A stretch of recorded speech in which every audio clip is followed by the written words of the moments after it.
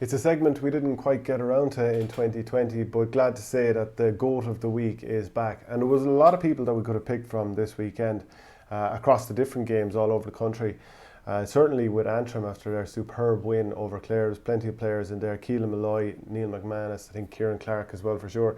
Martin Keown was brilliant for Kilkenny in their 120 to 18 point win over Dublin at Parnell Park. He scored 1-4, and I think on most days, maybe in a match that grabbed more of the headlines, maybe he might have got it, but I'm not going to go for him this weekend.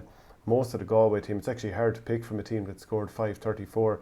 You have an awful lot of players who put up big tallies there, so it might be difficult to just pick one from there. I thought Austin Gleeson was very good, even though Cork ran Waterford ragged for a lot of that game. Plenty of the Cork team stood out as well, but notably it was a very good team effort. So perhaps I mightn't quite go with a Cork player this week. Let me know if you think differently. Seamus Flanagan scored 4 points against Tipperary, so you'd have to consider him up there. Really good performance. And a few guys on the Tipperary side stood out as well. Brian McGrath was decent at full-back, who was up against Flanagan directly for some of the game. And a few other players did okay. I think Dan McCormick was probably the pick of the bunch as far as I was concerned for Tipperary, because he's exactly the type of player that the Premier need if they're going to be able to sort of claw back the deficit that they have with Limerick in the last while.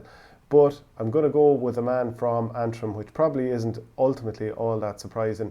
A little man called Kieran Clark, and there you can see the nice just thrown together Photoshop job there. Kieran Clark was sensational against Clare. He scored 1-11, 1-1 from play, and that goal leveled things just before half time. And just even on the restart towards the end of the game, he levelled things up, and it was just throughout the game he was that sort of settling presence for Antrim, because you need someone to knock over those scores in big games. It's grand being in there and being competitive, but you need someone that's at the sharp end of the field is going to get things done for you. So he would be my player, my GOAT of the week, if you will. So let me know what you think. Am I right, wrong? Is it somewhere in between? Let me know.